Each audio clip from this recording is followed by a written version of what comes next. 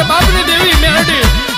છપરા નદીના ઘાટે બેઠી રાજા રે વિક્રમ ને મળી ઉચ્ચની રે મેલડી મેલડી આવો આવો